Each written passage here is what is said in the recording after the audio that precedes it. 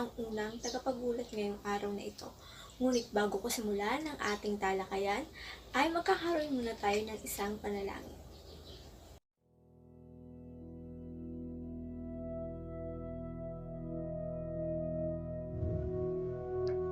Panginoon, maraming salamat po sa ibinigay ninyong bagong pagkakataon upang kami ay matuto.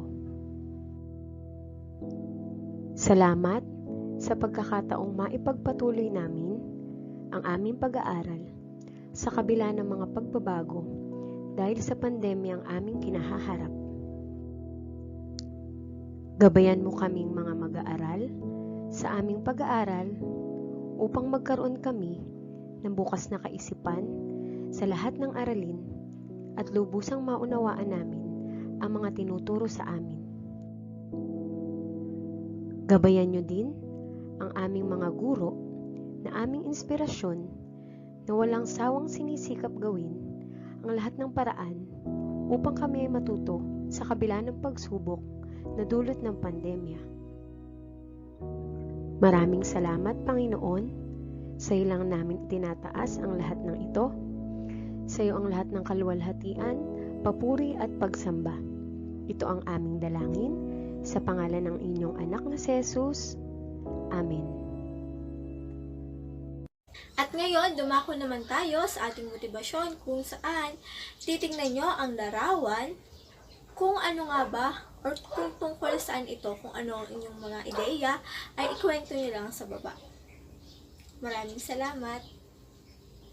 Dumako naman tayo sa ating paksa, ang pagtataya.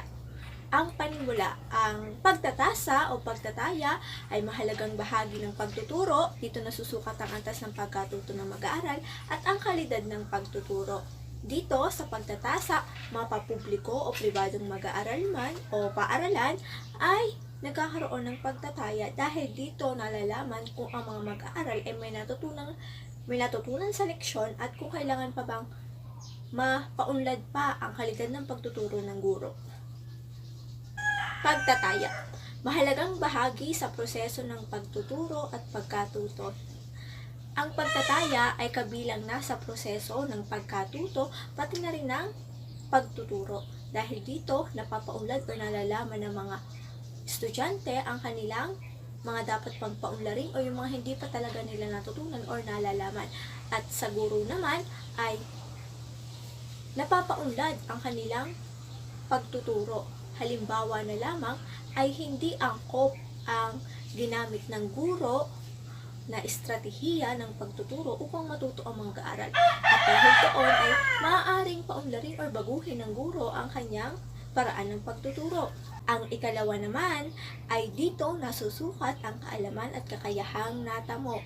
Dito malalaman ng guro kung ang leksyon o aralin ay talagang natutunan ng mga mag-aaral, kung may kaalaman ba silang natamo, or halimbawa naman ay kakayahang na isasabuhay nila ang mga aralin at ito ay nagagawa nila ng mabuti at sa pamamagitan ng pagtataya, malalaman talaga kung ito ay kanilang natutunan. Ang sunod naman ay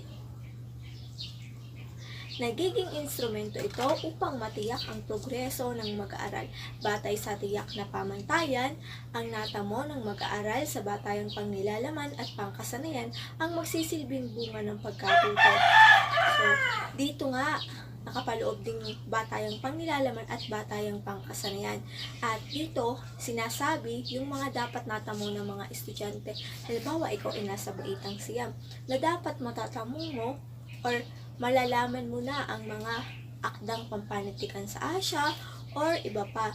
At nagiging instrumento ito na ang pagtataya na nasisigurado na ang mga mag-aaral ay napapaunlad ang kanilang kaalaman, nadadagdagan at tiyak na sila ay nakabatay ang kaalaman sa pamantayan ng pagkatuto.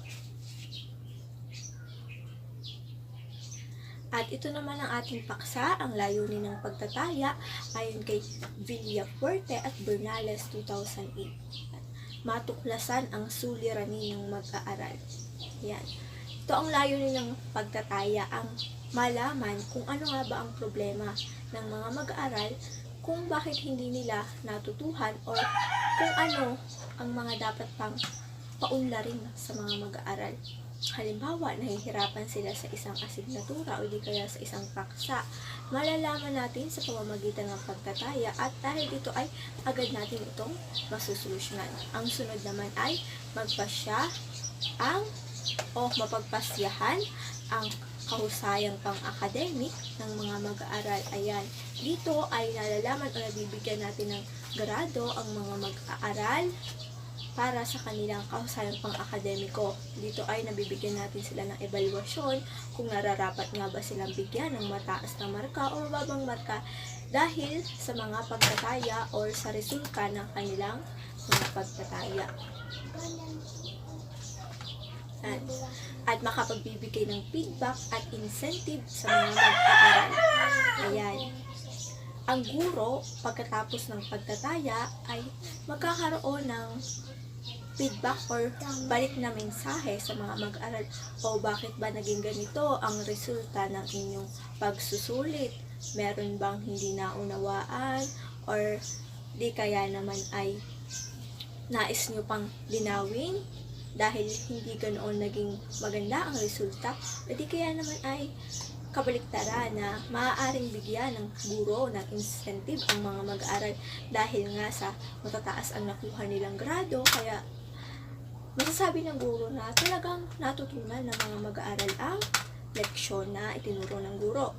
At sunod naman ay makapagplano at makapagsagawa ng komprehensibo at epektibong pagtuturo. Yan. Sa pamagitan din ng pagtataya ay nagkakaroon tayo ng plano at nagiging komprehensibo o mas inaanalisa natin ang mga bagay-bagay at nababago natin ang ating pagtuturo o yung estratehiya ng pagtuturo kung saan nga ba mas natututo ang mag-aaral, at yun ang ating dapat pagbigay focus. At kung dahil rin sa pagtataya ay magiging epektibo ang pagtuturo ng guro, malalaman at mababago ito. At ang sunod naman ay mailantad at mapanatili ang kaganapang sosyal sa loob ng paaralan. Ayan, dahil nga sa pagtataya o pagsusulit ay nagkakaroon ng komunikasyon ang guro at ang kanyang mga mag-aaral tungkol sa mga aralin or sa mga nakapaloob sa exam o sa pagsusulit. Dito ay napapag-usapan at napapagtalakayan ang mga nauunawaan nila o kung saan nga ba sila nahihirapan. At dahil nga dito, ang pagtataya ay nakasentro ang layunin sa kapakinabangan ng mag-aaral. Yan. Sa pamamagitan ng pagtataya, dito, mas makakaunawa ang mga mag-aaral tungkol sa kanilang paksa o tungkol sa kanilang mga naging leksyon. Dahil dito, syempre, tayo rin naman, noong tayo ay nagkakaroon ng pagsusulit, tayo ay naiintindihan natin, ay, ganun pala yun, sala pala yung sagot ko, ay, oo nga pala, mga ganung bagay. Yung nalalaman natin ang mga mali natin pagkatapos ng pagtataya. Ang prinsipyo ng pagtataya. Ginagamit ang pagtataya bilang kagamitang panturo na naglalayon sa pagkatuto sa halip na pagbibigay lamang ng grado at evaluasyon. Yan. Hindi lamang naman nakapokus sa pagbibigay ng grado at pag-evaluasyon sa mga estudyante ang pagtataya, kundi ito ay nagbibigay daan din para sa pagkatuto ng mag-aaral dahil nga, syempre, kapag tayo ay nagkakaroon ng pagtataya, ating itong iwinawasto at nalalaman natin ang mga mali natin, at kapag nabasa natin ito ay matututo tayo at malalaman natin na ay ganun pala, mali pala ako. Yon. Ang sunod naman, ang mag-aaral ay aktibong participant sa pagtataya at nagagamit ang nilalaman ng pagtataya sa pagkatuto. Ang mga mag-aaral nga ang participant ng pagtataya dahil sila ang nag-take or sila ang nagsasagawa ng pagtataya, at pagkatapos ng pagtataya ay nagagamit nila yung mga pagbasa nila, yung mga ginawa nila sa kanilang pagkatuto. Parehong ginagamit ng guro at mag-aaral ang pagtataya upang mabago o mapabuti sa mga gawain sa pagkatuto at pagtuturo. Yan. Parehong nakikinabang naman dito ang guro at pati na rin ang mag-aaral. Dahil sa pagtataya ay natutulungang mabago o mapabuti pa ang mga gawain. Ang ginagawa ng guro, ang ginagawa ng mag-aaral sa kanilang pagkatuto kung paano mas matututo ang mag-aral or kung paano mas gagaling or anong estratehiya ang gagamitin ng guro para sa kanyang mga mag-aaral. At ang ikaapat, pagsasagawa ng peer tutoring o pagtatambal ng mga mag-aaral na mas mabilis matuto at sa mga mag-aaral na may kabagalan. Yan. Dito ay ang mga mag-aaral ay nagkakaroon ng pagtutulungan o ang isang mabilis matuto na estudyante at ang mabagal na matuto na estudyante ay maaaring magtulungan upang sa gayon ay walang maiwan sa klase at patuloy ang pag-unlad ng pagkatuto ng mga mag-aaral. Yun lamang po at maraming salamat at ang sunod kong kagrupo ang siyang magpapalawak at magpapalalim ng ating talakayan tungkol sa pagtataya gamit ang iba't ibang makrong kasanayan. Maraming salamat! Magandang araw, ako sa Iranica Rubio, ang inyong tagapag-ulat sa oras na ito. Ngunit bago ko talakayin ang paksa, ay nais ko munang magkaroon kayo ng isang pangganyak na gawain na magsisilbing inyong attendance sa oras na ito.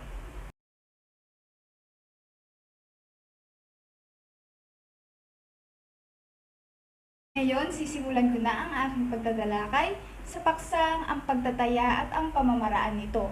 Ngunit bago ang lahat, nais ko muna magkaroon tayo ng pagbabalik-aral kung saan tinalakay kanina ang mga layunin ng pagtataya. At ang pagtataya ay isang mahalagang proseso ng pagtuturo at pagkatuto. Dito nasusukat ang kaalaman at kakayahang natatamo ng isang mag-aaral. Nagiging instrumento rin ito upang matiyak ang progreso ng mag-aaral batay sa tiyak na pamantayan. Ang natamo ng mag-aaral sa batayang pangnilalaman at pangkasanayang magsisilbing bunga ng pagkatuto. At ang pamamaraan sa pagtataya ay dapat piliin ayon sa kanilang layunin. Nararapat na pumili ng pamamaraan ng pagsusuri base sa kanilang layunin. Nararapat din na tingnan sa pagtataya ang pagganap ng mag-aaral ayon sa nakalatag na mga layunin. Ito ang nagiging basihan sa pagpili ng pagsusuri ayon sa mga layunin. Sa pagtataya ay aktibong nakikilahok ang mga mag-aaral at nagagamit nila ang resulta ng pagtatayang ito para sa sariling pag-unlad. Kaya dapat na ang pagtataya ay tumutulong sa mga mag-aaral na magtagumpay bilang malikhaing tagaganap na may kaalaman sa halip na taga-ulit at taga-memorya ng ideya ng ibang tao. Ngayon dadako muna tayo sa ikaunang uri ng pamamaraan ng pagtataya. Ito ang declarative conceptual na kaalaman kung saan binibigyan diin dito ang kagalingan, kakayahan at kaalaman ng mga mag-aaral sa pagbuo ng isang produkto at pagsagot sa mga katanungan na iniatang o inihanda ng mga guro kung saan ito ang magiging batayan ng kanilang pagkatuto. Dito rin nasusukat ang kanilang memorya at konsepto ng kaisipan o kaalaman ng mga mag-aaral. Sa conceptual declarative na kaalaman, nakapaloob dito ang pagsasagawa, panayam, at pagsasagot sa pagsusulit na pasulat. Sa pagsasagawa, binibigyan din dito ang aktwal na pagpapakita ng mga mag-aaral ng kasanayan na nararapat na husgahan ng guro. At tinataya rin dito ang kognitibong kasanayan at mga kasanayang pang-psychomotor. Binibigyan din ang mga kasanayang maaaring isagawa sa totoong buhay ng bawat mag-aaral. Halimbawa, narito ang pagbibigay ng guro sa mga mag-aaral ng isang pananaliksik ng mga mag-aaral tungkol sa pangkasalukuyang issue. Sumunod naman ang panayam. Alam naman natin na ang panayam ay ang komunikasyon, pag-uusap sa pagitan ng dalawang tao o higit pang mga tao na nasa papel na ginagampanan ng tagapanayam at kinakapanayaman. At ito rin ay nagagamit sa pagtataya. Bakit? Dahil ang panayam ay isang paraan upang makakuha, makatanggap, makapagbahagi ng mga impormasyon, detalye o datos tungkol sa mga paksa, issue, at marami pang iba na araling tinatalakay sa loob ng silid-aralan. Sumunod ang pagsasagot sa pagsusulit na pasulat. Alam naman nating lahat na ang pagsusulit ay karaniwang ginagamit ng mga guro bilang pamamaraan sa pagtataya sa kanilang mga mag-aaral. Ito ay karaniwang ginagamit sa loob ng silid-aralan upang malaman ng mga guro kung ano nga ba ang natutunan at kung ano lamang yung natanggap na detalye o impormasyon ng mga mag-aaral sa kanilang isipan. Ngayon, dadako naman tayo sa ikalawang uri ng pamamaraan ng pagtataya. Ito ang prosedural na kaalaman. Sa prosedural na kaalaman, bahagi rin nito ang obserbasyon, kung saan alam naman natin na ang obserbasyon ay isang prosedural na gawain ng isang individual. Halimbawa nito ang pagkakaroon ng mga mag-aaral ng isang qualitative research kung saan ang ginamit nilang instrumento sa pagkalap ng impormasyon ay ang pag-oobserba. Dito sa pag-oobserba nila ay nalalaman at nagkakaroon sila ng impormasyon tungkol sa paksang kanilang pinag-aaralan. Ang sumunod naman ay ang panayam. Kagaya ng nabanggit ko kanina, ang panayam ay ang pag-uusap sa pagitan ng dalawang tao o higit pang mga tao na nasa papel na kanilang ginagampanan. At ang panayam ay ginagamit rin bilang pamamaraan sa pagtataya dahil sa pamamagitan nito ay nagkakaroon tayo ng impormasyon dahil sa ating mga natatanggap o naibabahagi ukol sa issue or paksa o araling tinatalakay. Sumunod naman ay ang interview. Kagaya ng panayam, ang interview ay isa ring paraan sa pagtataya dahil sa pamamagitan nito ay nagkakaroon tayo, nakakatanggap o nagbabahagi tayo ng impormasyon, detalye o datos tungkol sa isang paksa, issue o araling tinatalakay. Ang huli ay ang portfolio. Ang portfolio ay isang uri rin ng pagtataya kung saan ang mga mag-aaral ay mangongolekta ng mga bagay-bagay na maaaring makapagpatunay tungkol sa kanilang mga natutunan sa loob o labas ng klase. Ito rin ay ginagawa ng may layunin at matagalan. Nagbabago ang forma at laman nito ayon sa kagustuhan ng may-ari nito. Isang halimbawa nito ay ang aking mismong karanasan kung saan ay nagkaroon kami ng immersion at nagkaroon ako ng pangongolekta ng mga litrato o larawan o mga bagay-bagay na maaaring makakapagpatunay na naroon ako mismo sa loob ng field at may natutunan ako sa aking ginawang immersion. At yun ang ginawa kong portfolio bilang bahagi ng aking pagkatuto.